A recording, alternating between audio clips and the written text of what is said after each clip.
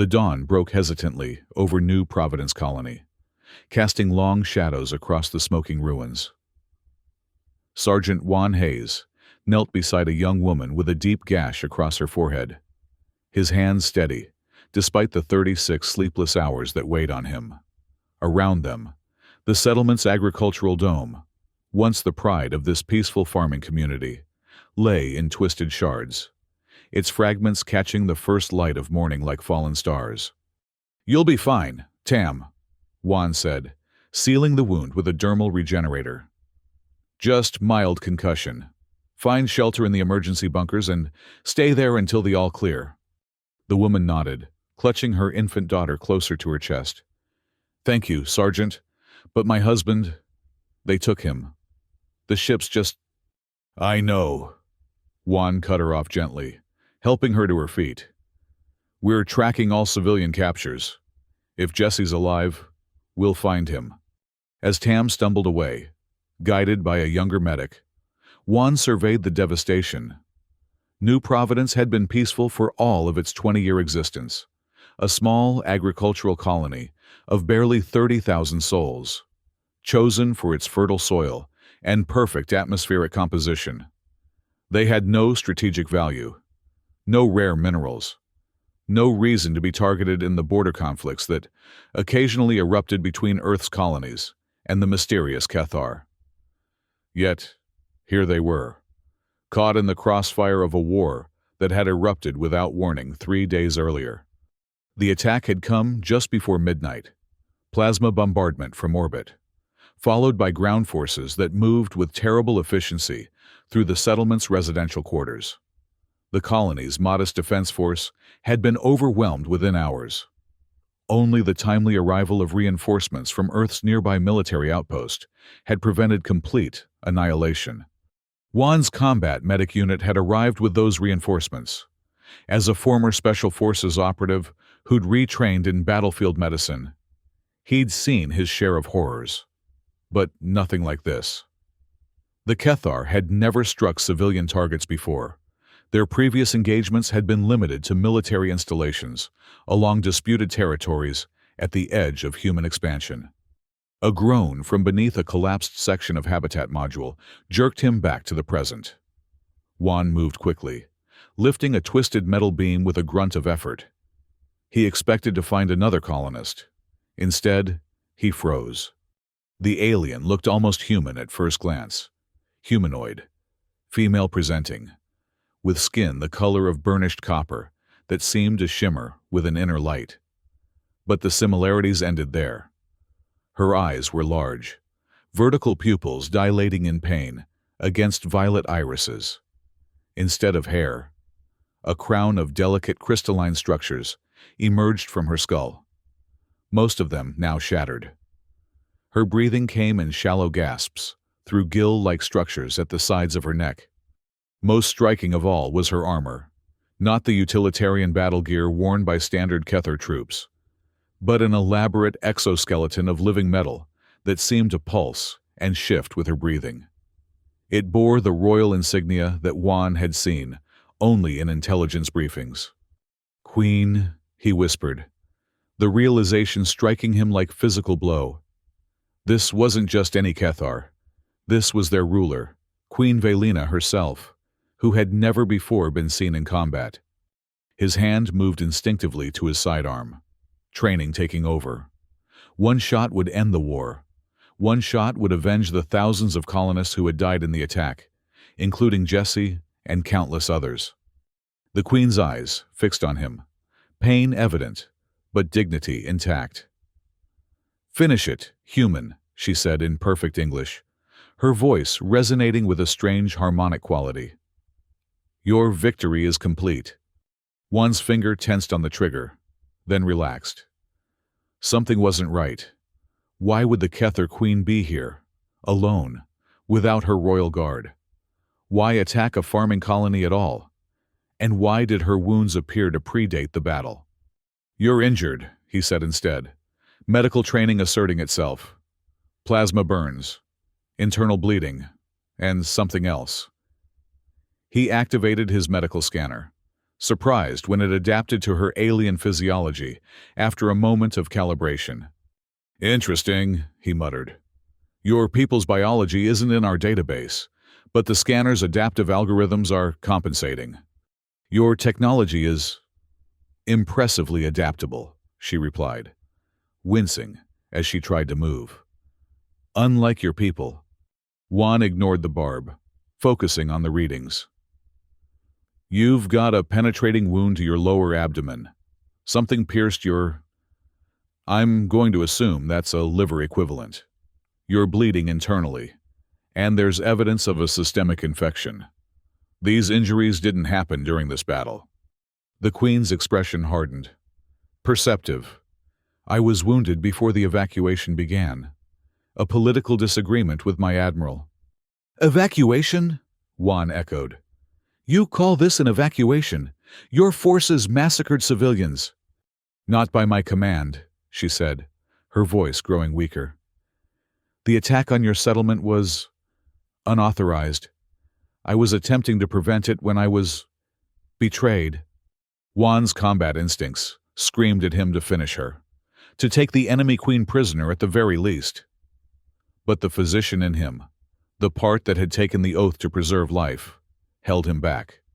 A noise behind him made him spin, weapon raised. Sergeant Torres, his squad leader, emerged from behind a collapsed wall, her own rifle trained on the alien queen. "Hayes, stand down and step away," Torres ordered, her voice hard with barely controlled rage. "Command will want this one alive for interrogation." Juan didn't move. "She needs immediate medical attention. Torres.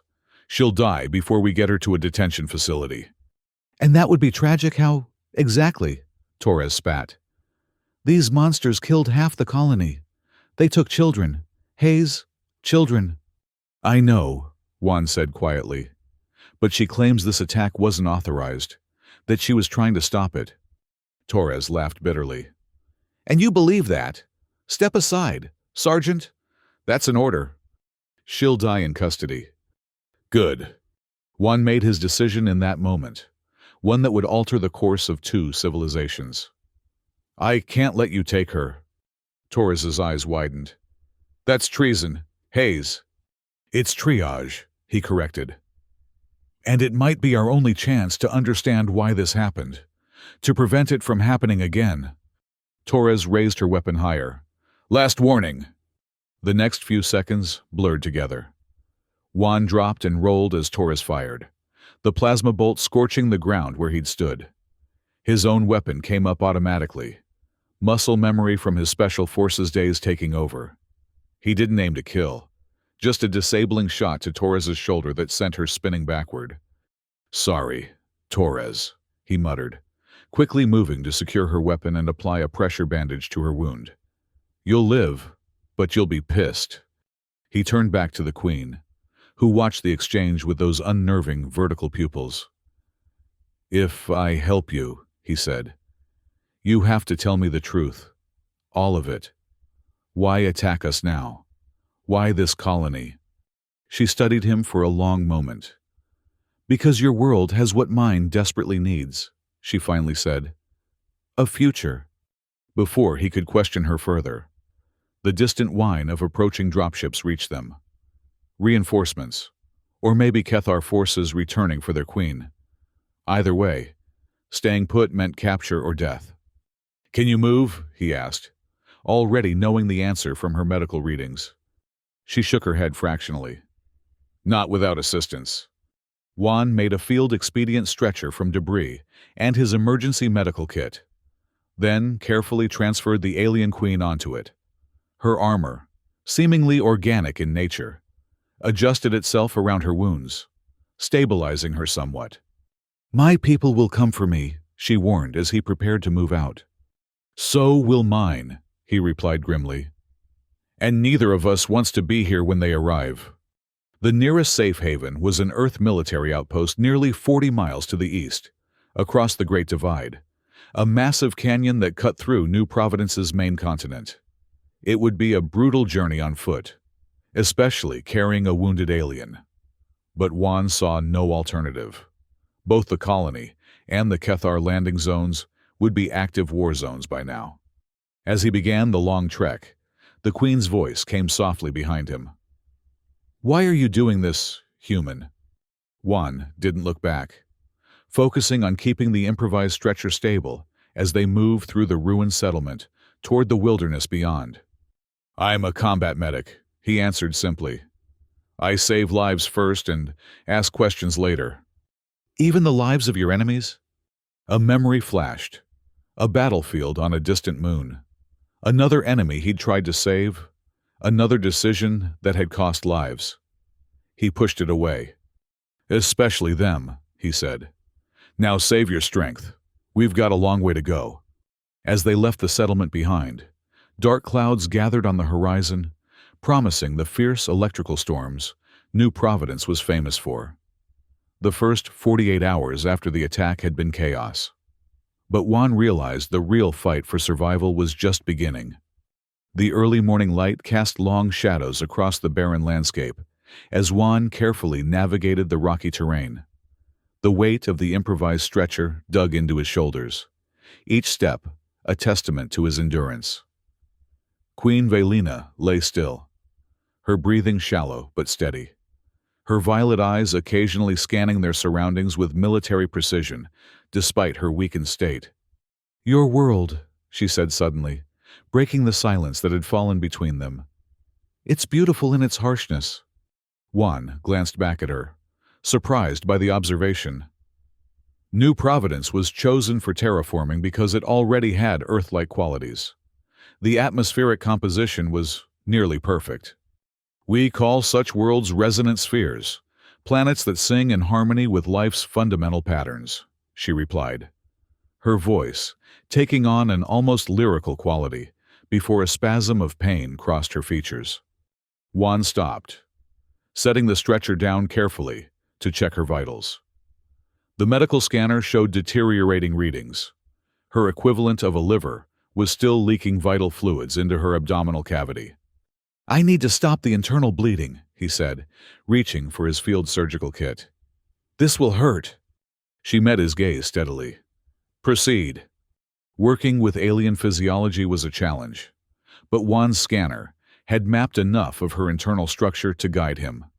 He administered a local anesthetic, hoping it would work on her nervous system, then used a laser scalpel to make a precise incision below what appeared to be a natural seam in her copper-toned skin. The Queen made no sound as he worked, though beads of luminescent fluid, sweat, formed on her brow. Her armor seemed to respond to his ministrations, retracting from the surgical site while maintaining pressure elsewhere. "Your battle shell," Juan said, trying to distract her as he sealed a rupture in the organ. "It's almost like it's alive."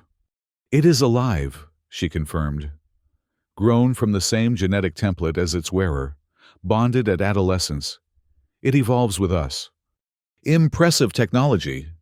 "Not technology. Biology. Your people rely too heavily on machines. Sergeant Hayes." Juan raised an eyebrow as he finished closing the incision. "You know my name." A faint smile touched her lips. "Your uniform bears both name and rank, and I make it a point to know my caregivers." Juan packed up his supplies, noting that her vital signs had stabilized somewhat. "We need to keep moving. Storm's coming, and we need to reach the canyon rim before nightfall." He helped her drink some water, then carefully lifted the stretcher again. As they continued their journey, the wind began to pick up, carrying the scent of ozone and dust. "You still haven't told me why you attacked a farming colony," Juan said, after they had covered another mile of difficult terrain. The Queen was silent for so long that he thought she might have lapsed into unconsciousness. Finally, she spoke. "My people are dying. Sergeant Hayes. Not from war, but from something far more insidious. A pandemic that has ravaged our worlds for the past decade. Our scientists call it the cascade, a progressive breakdown of our neural pathways that leads to systemic failure." Juan frowned. "A disease? Is that why you've been so reclusive as a species? The limited contact? The isolation of your territories?" Quarantine, she confirmed. We hope to contain it. We failed. 12 billion of my people have perished already. The number staggered Juan. Earth's combined population, including all its colonies, was just over 10 billion. To lose more than that? What does this have to do with attacking us? He asked, adjusting his grip on the stretcher as they began a steep ascent. Our scientists discovered something remarkable about human physiology, she explained. Your species carries a protein sequence that provides immunity to the cascade. We need that protein to synthesize a cure. Juan stopped short. So this was a harvesting operation. You came to collect humans for experimentation? Her eyes flashed with sudden anger. No, I authorized a diplomatic mission to your government 6 months ago, requesting cooperation. Your leaders denied our request, claiming the protein was a strategic biological resource that could not be shared with a potential adversary. That can't be right, Juan said, shaking his head. Earth wouldn't withhold medical aid, even from an alien species that has competed with humanity for habitable worlds, she interrupted. I provided all relevant research data, offered trade concessions, technology exchange, even territorial concessions. Your Security Council voted unanimously against assistance. The revelation shocked Juan to his core. If what she said was true, his own government had effectively condemned billions to death out of political expediency. So you decided to take by force what wasn't freely given, he concluded grimly. Not I, she corrected. My military council, led by Admiral Corvex, advocated immediate action. I resisted, seeking alternative solutions. 3 days ago, Corvex moved against me, claiming I had grown weak. The wounds you treated were his parting gift before he launched this unsanctioned attack. One processed this information as they crested a ridge, bringing the vast expanse of the Great Divide into view. The canyon stretched for hundreds of miles, its far side barely visible through the gathering storm clouds. Far below, a river snaked along the canyon floor, fed by the seasonal rains. Even if I believe you, he said, why should I help you return to your people? Corvex would just continue his attack. Velina's expression hardened. Because despite his treachery, Corvex cannot override the ancient protocols. If I return and reclaim command, my direct order to withdraw cannot be countermanded, even by the full military council. And I'm just supposed to trust that you'll give that order? The Queen's eyes studied him with that unsettling vertical focus. You saved my life when you could have taken it, Sergeant. That compassion deserves reciprocation. Before Juan could respond, a distant rumble drew his attention. Not thunder, but the distinctive sound of dropship engines. He carefully set down the stretcher and pulled out his binoculars. 3 ships were visible on the horizon, heading in their direction, Earth military vessels conducting a search pattern. Behind them, higher in the atmosphere, the sleek silhouettes of Kethar craft shadowed their movements. Both our people are looking for us, Juan observed, and neither would be particularly happy to find us together. The canyon, Velina suggested, gesturing toward a narrow trail that wound down the precipitous slope. The electrical storms will mask our biosignatures, and the magnetic ore in the rock walls will confuse scanning equipment. Juan nodded, already calculating their chances. There's a network of caves about halfway down, old mining operations from the initial colonization. We can shelter there until the search passes. He lifted her stretcher again, muscles protesting after hours of continuous exertion. The path down into the canyon was treacherous, even in good weather, with a storm approaching and, while carrying a wounded alien queen, it would be a nightmare. As they began their descent, the first lightning bolts cracked across the sky, followed seconds later by deafening thunder. Rain began to fall, not the gentle precipitation of Earth, but the driving, nearly horizontal downpour, typical of New Providence's fierce weather systems. "Hold on!" Juan shouted over the storm as the path grew steeper and more slippery. This is going to get rough. Velina's only response was to grip the edges of the stretcher, her armor extending filaments that anchored her more securely. The descent became a blur of careful footwork, lightning-illuminated hazards, and near falls. Twice. Juan had to backtrack when sections of the path had collapsed since the last geological survey. The rain plastered his uniform to his skin, chilling him despite the environmental controls built into the fabric. Hours passed in this grueling journey downward. Juan's training had prepared him for extreme conditions, but even his enhanced endurance was reaching its limits. Just when he thought they might have to risk stopping on the exposed trail, he spotted the dark opening of a cave entrance, partially hidden behind a curtain of cascading water. With a final burst of effort, he navigated the treacherous approach and ducked inside, carefully maneuvering the stretcher through the narrow entrance. The sudden absence of wind and rain was almost disorienting. Juan activated his portable light source, revealing a tunnel that extended deep into the canyon wall. The floor was surprisingly level, evidence of the mining operations that had carved out these passages decades earlier. "We should be safe here for now," he said, gently lowering the stretcher. "Let me check your wounds." The Queen's condition had deteriorated during their descent. The surgical site was holding, but her temperature was elevated, indicating her body was fighting the systemic infection with decreasing effectiveness.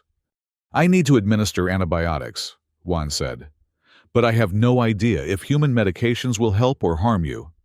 "They will help," she said weakly. "Our scientists studied human physiology extensively. Basic immune responses are compatible." Juan hesitated, then prepared a broad-spectrum antibiotic from his medical kit, as he injected it into what he hoped was an appropriate blood vessel. Velina's eyes closed briefly. "Thank you, Sergeant Hayes," she murmured. "Your kindness is unexpected." "Don't thank me yet," he replied, settling back against the cave wall. "We're still 40 feet up a sheer cliff with 2 armies hunting us. You're fighting a serious infection, and I haven't decided if I'm going to turn you over to my superiors once we reach the outpost." A soft sound escaped her. It took Juan a moment to recognize it as laughter. "You humans," she said, "always so fixated on the obstacles before you, never the distance already traveled." Despite himself, Juan smiled. "Fair point. We've made it this far." As the storm raged outside, they lapsed into silence. Juan took the opportunity to check his communications equipment, but as Velina had predicted, the combination of the storm and the mineral content of the surrounding rock made any signal impossible. "Your people," Velina said suddenly. "The ones taken by Corvex's forces. You should know they are likely still alive." Juan looked up sharply. "What? Why would he take prisoners?" "Genetic sampling requires living tissue for optimal results," she explained. "Corvex would have established processing centers to extract the protein sequences needed. The process is non-lethal, though uncomfortable." "Uncomfortable," Juan repeated flatly. "You mean painful?" She met his gaze without flinching. "Yes, but survivable. And once the samples are collected, there would be no reason to harm the subjects further." "Subjects? You mean people, like Tam's husband Jesse?" "Yes." Juan leaned forward. "Where would these processing centers be located?" "Aboard the flagship, most likely. The Eternal Vigilance. And if you retake command, you could order their release." Velina nodded slowly. I would." The implications of her words hung between them. If she was telling the truth, helping her return to her people might save not just future lives, but those already taken, including Jesse and countless other colonists. "Why should I believe anything you say?" Juan asked, the question as much for himself as for her. Velina was silent for a long moment, her violet eyes reflecting the soft glow of Juan's light source. Finally, she spoke.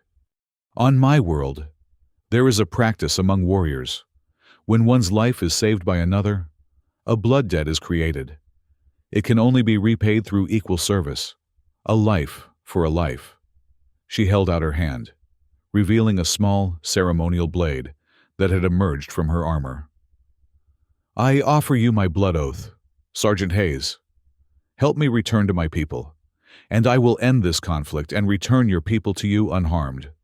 Juan stared at the blade, understanding the significance of the gesture, even without knowing the specifics of her culture. This was no small promise. "And the cure for your people?" he asked.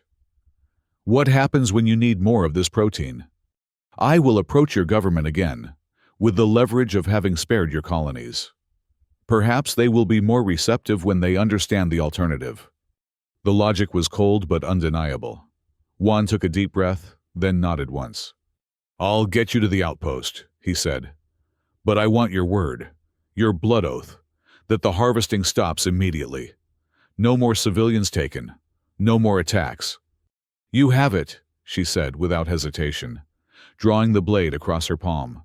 A luminescent fluid welled up, her blood, glowing with the same inner light that seemed to pulse beneath her skin. Instinctively, Juan understood what was expected. He took the blade, made a small cut across his own palm, then clasped hands with the alien queen. Their blood mingled, and a strange warmth spread up his arm. "It is done," Velina said formally. "We are bound."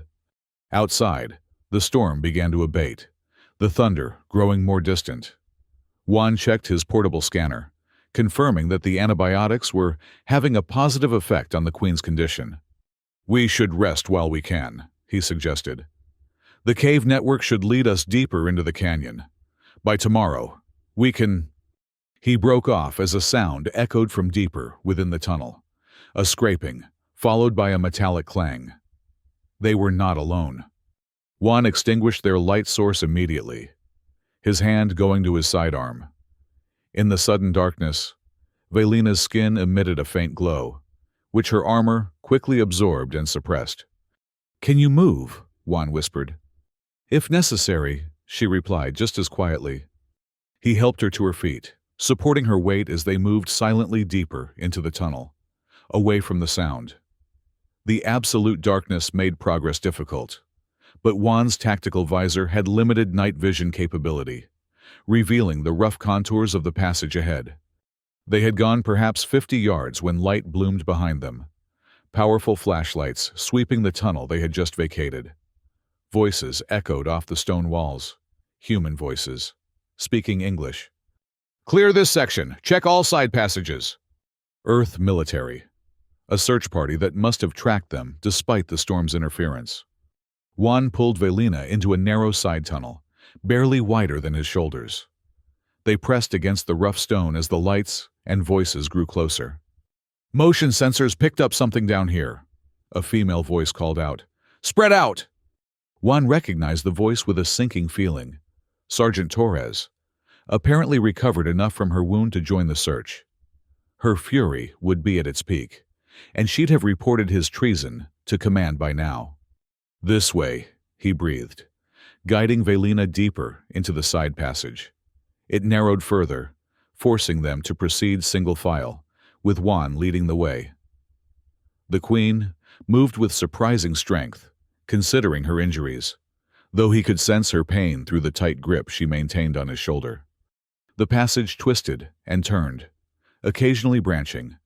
Juan chose their path based on instinct, more than any real knowledge of the cave system. Behind them, the lights and voices sometimes faded, only to grow stronger again as the search party navigated the same labyrinthine tunnels. After what felt like hours of this tense cat-and-mouse game, they emerged into a much larger cavern. Juan's night vision revealed a vast space stretching away into darkness, the ceiling lost to sight. The ground sloped downward toward what appeared to be an underground lake, its surface perfectly still, reflecting the faint bioluminescence of fungal growths that clung to the walls. "Remarkable," Velina whispered, her eyes adapting better than his to the minimal light. "These formations, they're similar to the sacred grottos of my homeworld." Before Juan could respond, a new sound reached them, not from the tunnels behind, but from across the cavern. Lights appeared, moving with the same systematic pattern as a military search team. But these lights had a different quality, the bluish tinge of Kethar technology. "Your people found us too," Juan observed grimly. "We're trapped between them." Velina scanned the cavern, her vertical pupils widening to capture every photon of available light. "There," she said, pointing to a narrow ledge that ran along one wall of the cavern, above the waterline. "It appears to lead to another tunnel entrance." It was their only option. The two search parties would converge on the main cavern within minutes. Juan helped Velina toward the ledge, each step precarious on the slick stone. Her breathing had grown labored again, the exertion of their flight clearly taking its toll on her wounded body. They had made it halfway across when disaster struck. A section of the ledge, weakened by age and water erosion, crumbled beneath Juan's weight. He fell, dragging Velina with him into the dark water below. The impact drove the air from his lungs, and the cold was shocking, far colder than the ambient temperature of the cave would suggest. They plunged deep, the water's strange density pulling them down despite their struggles. Juan fought his way back to the surface, pulling Velina with him. They broke through, gasping, just as the first searchlights swept across the cavern and fixed upon them. "Contact!" shouted a human voice. "In the water!" Simultaneously, a harmonically resonant voice called out in the Kethar language from the opposite side of the cavern. Within seconds, both search parties had converged on the shoreline, weapons drawn and aimed, caught in the crossfire of a dozen lights. Juan treaded water, one arm supporting the weakened queen. "Sergeant Hayes!" Torres's voice rang out, hard with anger. "You are ordered to surrender the enemy combatant immediately." From the Kethar side, a tall figure stepped forward, his armor more elaborate than the soldiers flanking him, though not as intricate as Velina's. He spoke in the musical language of the Kethar, his tone commanding. Velina responded with equal authority, though her voice was weakened by injury and exhaustion. The exchange grew heated, the male Kethar's posture becoming increasingly aggressive. "What's happening?" Juan asked quietly, as he guided them toward a shallow area where they could stand. "That is Admiral Corvex," Velina explained between labored breaths. "He is displeased to find me alive, and even more displeased to find me in your company." "Sergeant Hayes," Torres called again, "this is your final warning. Surrender the alien or we will open fire." Juan helped Velina to her feet as they reached the shallows. The water came to their waists, leaving them exposed and vulnerable from the torso up. Both search parties, 8 humans and 7 Kethar, had formed semicircles on opposite sides of the shoreline, creating a deadly crossfire zone with Juan and Velina at the center. "No one fires!" Juan shouted, his voice echoing across the cavern. "This is Queen Velina of the Kethar, and she has offered terms of peace." Torres laughed harshly. "Peace? After what they did to the colony? Stand aside. Hayes." Admiral Corvex spoke again, his words unintelligible to Juan, but clearly threatening. Velina straightened, drawing on some inner reserve of strength. When she spoke, her voice carried the unmistakable tone of royal command. "I am your rightful queen. Admiral," she said in English, presumably for the benefit of the humans present. "By the ancient protocols, I order an immediate cessation of hostilities and the return of all human captives." Corvex responded angrily in their language. Velina's expression hardened. "You question my fitness to rule," she replied, still in English. "After your unauthorized attack on civilian targets, the Council will not support your insubordination. Corvex." The Admiral switched to English as well, his accent heavier than Velina's, but still comprehensible. "The Council has already approved my temporary assumption of command. My queen, your association with this human only confirms their wisdom. This human saved my life when his companions would have taken it," Velina countered. "He carried me 40 miles through wilderness and storm when he could have left me to die. He tended my wounds when they festered, and in return, I have promised him peace." "Peace," Torres interjected. "After your forces massacred civilians, took prisoners for your sick experiments." Juan saw his opportunity in the momentary confusion. Both sides were focused on Velina's words, on the unprecedented dialogue between human and Cathar leadership. "Everyone needs to lower their weapons," he said firmly. "We're at an impasse here. If anyone fires, both sides lose their leaders." "You are not our leader, traitor," Torres spat. "But I am the ranking Earth officer present," came a new voice from behind the human line. The soldiers parted to reveal Colonel Reeves, commander of the New Providence military outpost. His weathered face betrayed no emotion as he surveyed the scene. "Colonel," Juan acknowledged, relieved to see a level head enter the standoff. "I believe Queen Velina's offer of peace is genuine. She claims the attack was unauthorized, launched by Admiral Corvex against her orders." Reeves's eyes narrowed. "And you believe this, Sergeant?" "I do, sir. She's also told me why they came." Juan quickly explained about the Cascade pandemic, the protein sequence that could save the Cathar species, and Earth's refusal of aid. Corvex hissed in anger as Juan revealed this information. "These are state secrets. The Queen has lost her mind to share them with humans." "Is this true?" Reeves asked, addressing Velina directly. "Your people are dying from a disease that we could help cure?" Velina nodded once. 12 billion already lost. Without the cure, the Cathar will be extinct within a generation." A heavy silence fell over the cavern. The magnitude of the crisis and the potential for either catastrophic conflict or unprecedented cooperation seemed to register with everyone present. Colonel Reeves was the first to lower his weapon. "I'm not authorized to negotiate on behalf of Earth government," he said carefully, "but I can arrange for direct communication with the Security Council." Corvex bristled. "The humans denied our plea once already. They left us to die." "That decision was made without full information," Reeves countered, "and without public knowledge. Transparency changes the equation." Velina turned to face Corvex fully. "Admiral, I am invoking the right of queens. Stand down your forces immediately."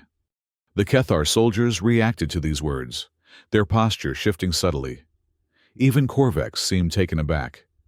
"The right of queens has not been invoked for 7 generations, he protested. "Yet it remains our most sacred law," Velina replied. "Will you defy it and be forever named Oathbreaker?" For a tense moment, Corvex remained motionless. Then, with visible reluctance, he lowered his weapon and signaled his soldiers to do the same. "As you command, my queen," he said stiffly. "But the council will hear of this." "Indeed they will," Velina agreed. "They will hear how you attacked innocent civilians against my explicit orders, how you attempted to assassinate your rightful monarch, and how a human enemy showed more honor in saving my life than you did in attempting to take it." She turned back to Reeves. "Colonel, I offer my personal guarantee of safe passage for all your people, including those currently held on our vessels. In return, I ask for medical assistance for my wound and a direct channel to your leadership." Reeves nodded slowly. "Those terms are acceptable, Your Majesty." He gestured to Juan. "Bring her ashore, Sergeant. Our medical team can take over from here." As Juan helped Velina toward the human side of the shoreline, Torres stepped forward, her expression still hard with anger and suspicion. "Sir, regulations require that any enemy combatant be secured and—" "Stand down, Sergeant Torres," Reeves interrupted. "The Queen is here under my personal protection as a diplomatic envoy." He turned to address the rest of his team. "That goes for all of you. The situation has changed. We're no longer at war." Juan felt Velina sag against him as they reached dry land, the last of her strength finally giving out. He caught her before she could fall, lifting her once more, as he had done so many times over the past 2 days. "Get her to the medical transport," Reeves ordered. "And Sergeant Hayes—" "Sir?" The colonel's expression softened slightly. Good work. Unconventional as hell, but good work. Juan nodded, too exhausted to formulate a proper response. As he carried the unconscious queen toward the waiting medical team, he caught a final glimpse of Admiral Corvex watching from across the cavern. His alien features unreadable, but his hostility palpable, even at a distance. The war might be over, but Juan suspected their troubles were just beginning. The military outpost hummed with unprecedented activity. 3 days had passed since the confrontation in the caves, and the situation had evolved with remarkable speed. The main command center had been converted into a joint operations facility, with human and Kethar personnel working side by side, albeit with palpable tension. Juan stood at the window of the medical wing, watching a Kethar shuttle descend to the landing pad. The elegant craft looked like a predatory sea creature, its hull rippling with the same living metal that composed the Queen's armor. "Their biotechnology is remarkable," commented Dr. Eleanor Ward, the outpost's chief medical officer. "Completely integrated with organic systems. I've been comparing notes with their medical team. Fascinating stuff." Juan nodded absently, his attention fixed on the shuttle. "That'll be their science team arriving," he said. "Velina promised to share all their research on the Cascade."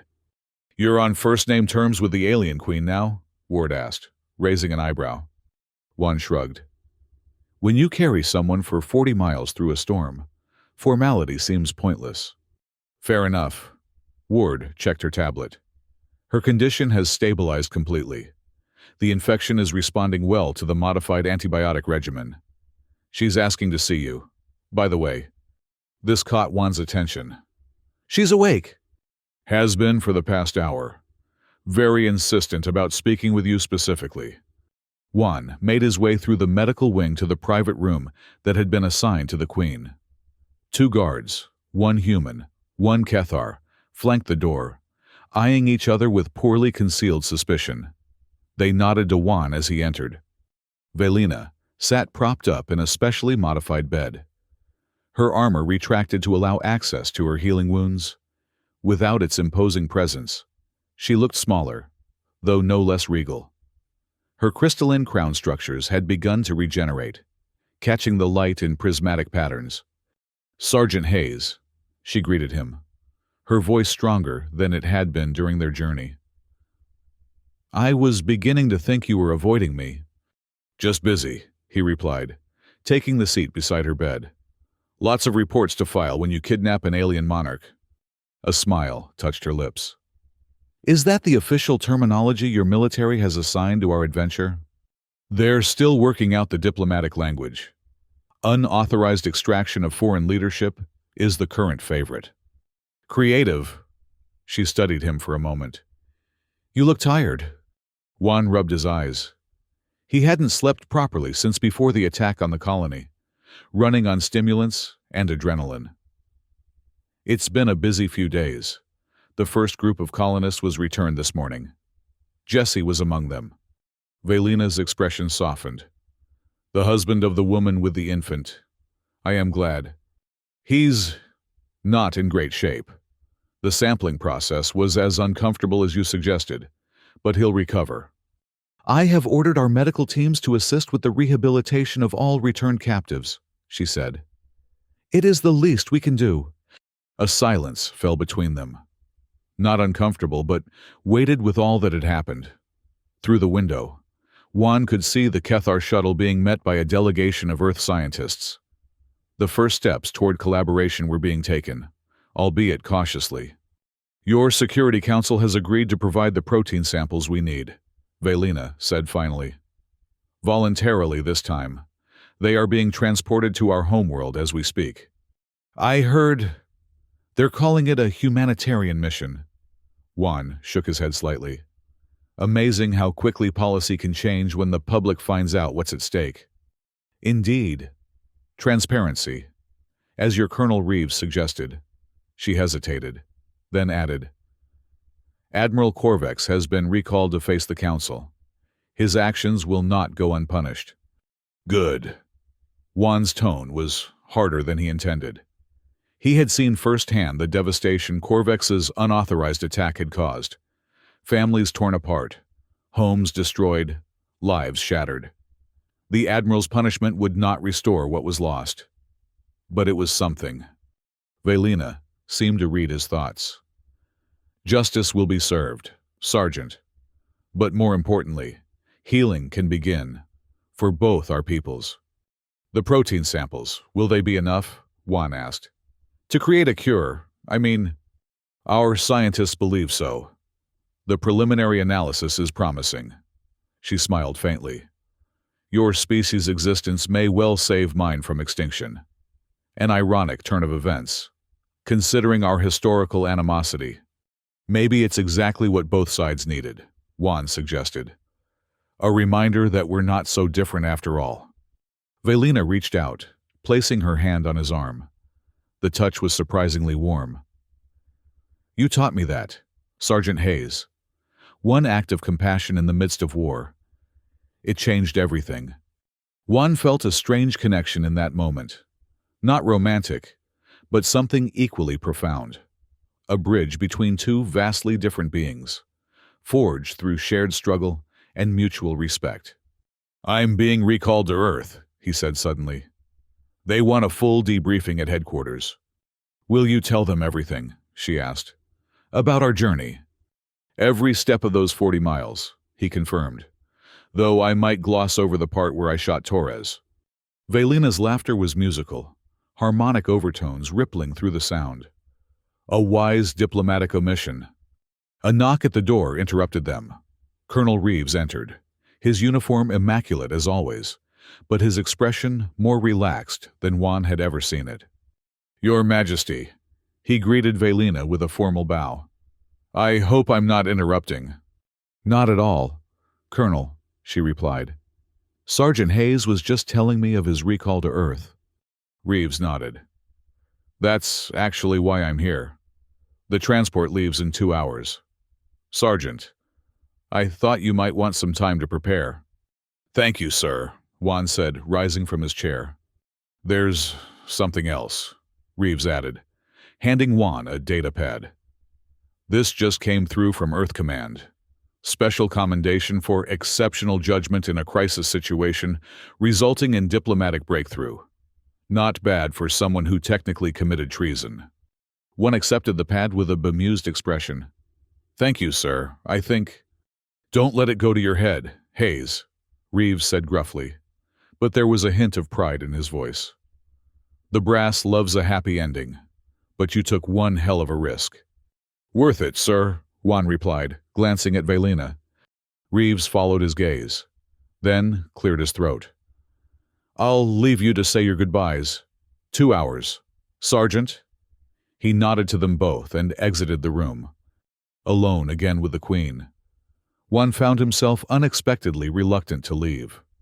Their journey together had been brief but intense, the kind of shared experience that forged lasting bonds. This isn't goodbye, Velina said, seeming to sense his thoughts once more. Our peoples are taking their first steps toward true alliance. Our paths will cross again. I hope so, Juan replied honestly. Though preferably without the life-threatening injuries and cross-country treks. Where would be the adventure in that? She countered with a smile. Then her expression grew serious. Juan Hayes, you have carried me across wilderness, tended my wounds, and restored my faith in the possibility of peace between our kinds. The blood oath between us remains. If ever you have need, the Kethar stand ready to aid you, as you aided their queen. Juan felt the weight of her words, understanding that this was no mere sentiment but a solemn vow from one leader to a person she now considered an equal. Thank you, he said simply. Though I hope the next time we meet, it's under better circumstances. As do I. She extended her hand in the human gesture of farewell that she must have observed during her time at the outpost.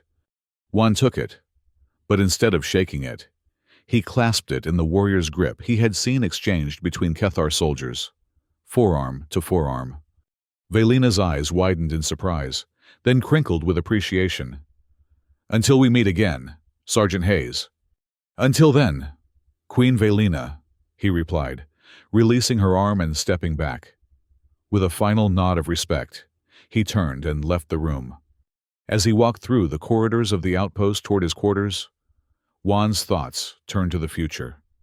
The alliance between humans and Kethar was fragile, built on the foundation of a single act of compassion in the midst of conflict.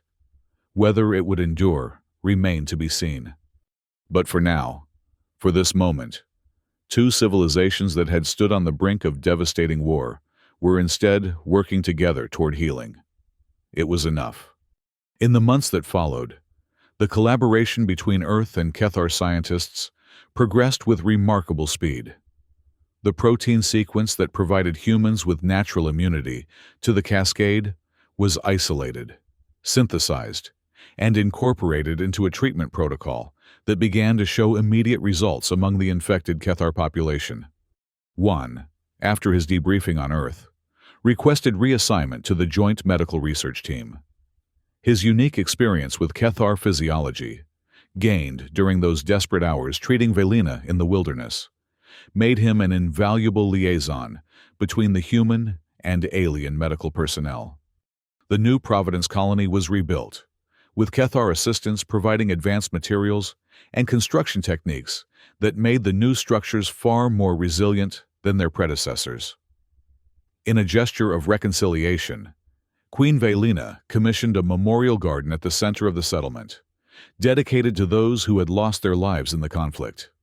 6 months after their harrowing journey, Juan stood in that garden, watching as Velina laid a ceremonial crystal at the base of the central monument.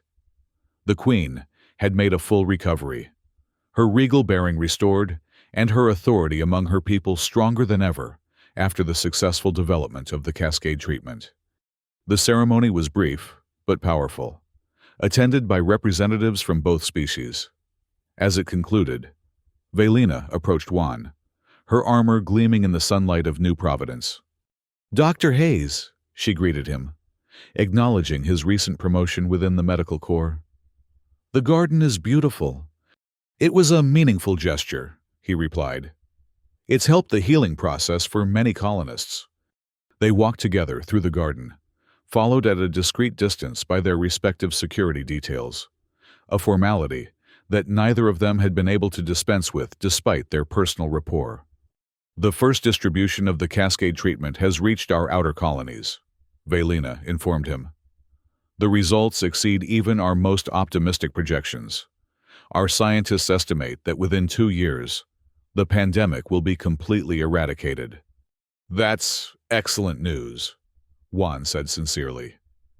"The research team is already looking at applications for other diseases affecting both our species. This partnership has opened doors no one imagined possible." Velina nodded thoughtfully. "Indeed, though there are still those on both sides who resist the alliance. Admiral Corvex's supporters in the Military Council continue to advocate for isolation." "Same on our side," Juan admitted.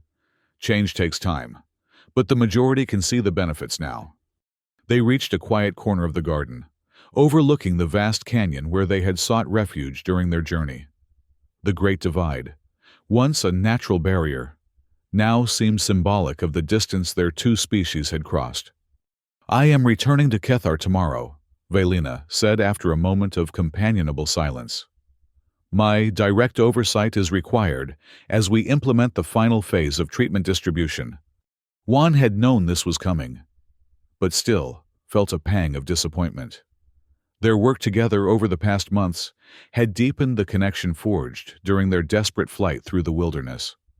"Your people need you," he acknowledged. "And with the cascade treatment working, you can focus on rebuilding."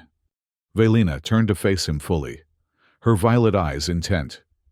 "I would like you to consider visiting Kethar when your current assignment concludes," she said. "As an official representative of Earth's Medical Corps, of course, but also as a friend." The invitation surprised him. No human had ever been invited to the Kethar homeworld before. Their isolationist policies had been absolute, until recent events forced a change. "I'd be honored," he replied honestly. "Good." She seemed pleased. "There is much about my world I would like to show you. The crystal forests, the resonance temples, places that might help you understand why we fought so desperately to save our people, even at the cost of our honor." "And I'll come back," Juan said. "When you visit Earth." Velina smiled. "Is that a condition of your acceptance, Dr. Hayes?" "Consider it a blood oath," he replied, using her people's terminology deliberately. "An equal exchange between friends." Her expression softened at his words. "Then it is agreed." She extended her arm in the warrior's grip they had shared at their parting 6 months earlier. As Juan clasped her arm, he reflected on the improbable journey that had brought them to this moment. From enemies to reluctant allies to something approaching friendship, a microcosm of the larger transformation occurring between their species. "Safe journey, Velina," he said, dispensing with her title in this private moment. "Until we meet again, Juan," she replied in kind. As they walked back toward the settlement, the twin suns of New Providence began to set, casting long shadows across the rebuilt colony. In the distance, human and Kethar vessels shared the same airspace without hostility for the first time in their shared history. One act of compassion in the midst of war had changed everything. A wounded queen carried 40 miles through wilderness by an enemy soldier. It wasn't the end of their story, but rather the beginning of a new chapter for both their peoples. A future built not on conquest or competition, but on the recognition of their shared humanity, whatever form it might take.